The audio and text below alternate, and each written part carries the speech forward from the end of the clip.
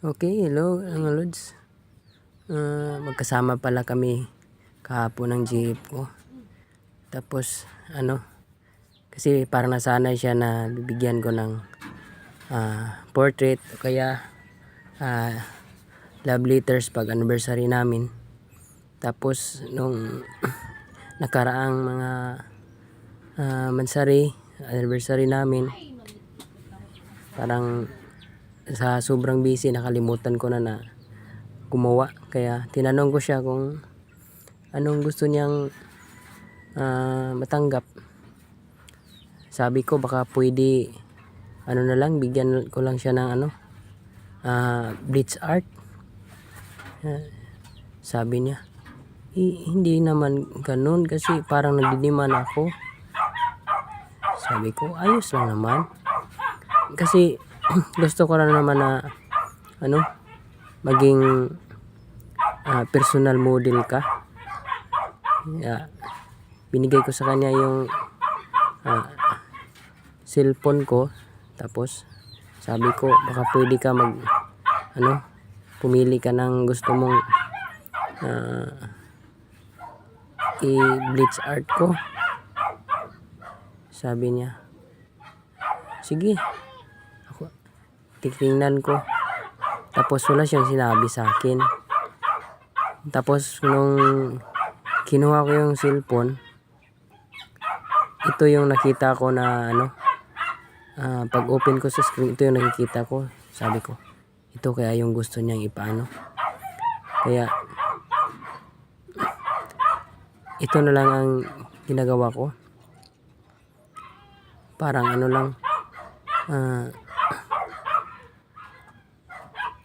sabi ko sa kanya hihintayin mo ako mga hapon, babalik ako dito kasi sabi ko gagawa natin ng paraan na maibigay ko sa iyo yung parang anniversary 27th mansari gift. Ayun mga lods, umuwi ako. Tapos ginagawa ko na to. Tapos akala ko madali lang. Yun pala, nag-i-enjoy lang talaga ako sa process mga lods. Enjoy ko lang kasi ma-detailed pala. Pero ito nakakaahon rin. At saka parang ini-enjoy ko talaga yung process.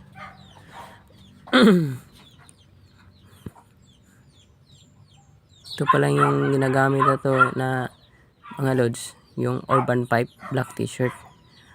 Size nito small kasi oversize siya kaya nipili ko yung small kasi hindi naman kalakihan yung katawan ng GF ko. Sana babagay ito sa kanya. Ito lang mga lods, ganito lang ginagawa natin.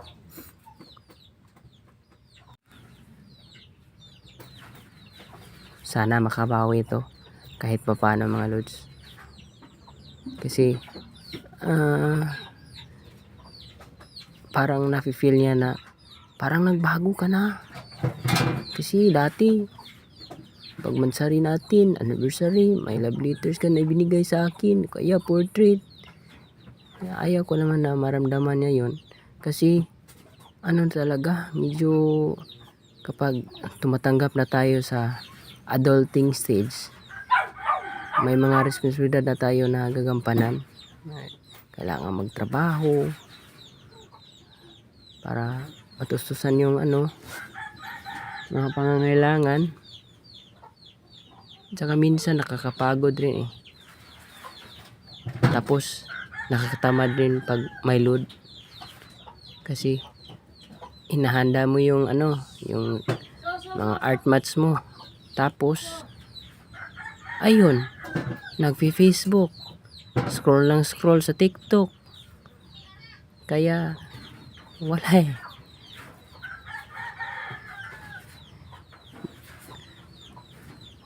Iwan ko kung ako lang ba yung nakaka-relate niyan. Pero baka maraming nakaka-relate na mga artist na ganyan. Kaya ito yung isa sa New Year's resolution ko talaga. Yung ano, magsisipag na ako. Tapos hindi na ako mag load siguro para hindi ako tukso sa kakascroll ng TikTok at Facebook.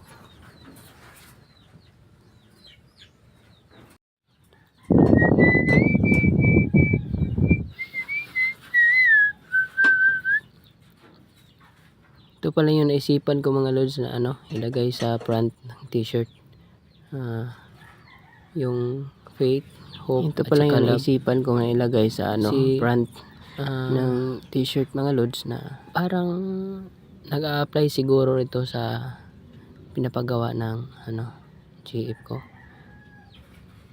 Na-apply ito yung fire at saka yung water, na kung minsan sa relasyon, kapag yung partner mo parang nagliliyab na apoy, yung parang umuusok yung ulo sa galit, kailangan mo rin parang water ka para hindi masyadong lumala yung pag-aaway nyo.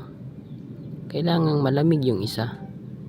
Kaya minsan kung ako naman yung parang nag-uusok yung ulo, siya naman parang sabihin niya, kumalma ka lang, huwag masyadong magpadala sa init ng ulo.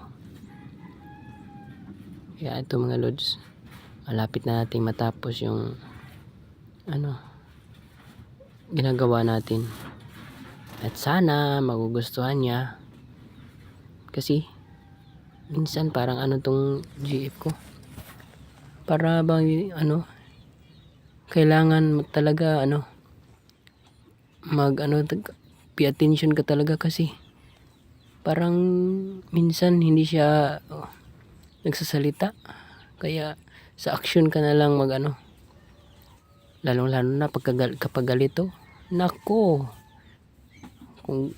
kung hindi mo talaga kulitin, baka isang taon kayang hindi ka kausapin. Pasensya na kayo mga lods, itong kasing alaga naming pusa, napaka-sweet, napakalambing. Kung saan ako gumagawa ng obra, andun din siya. Kaya kikita nyo parang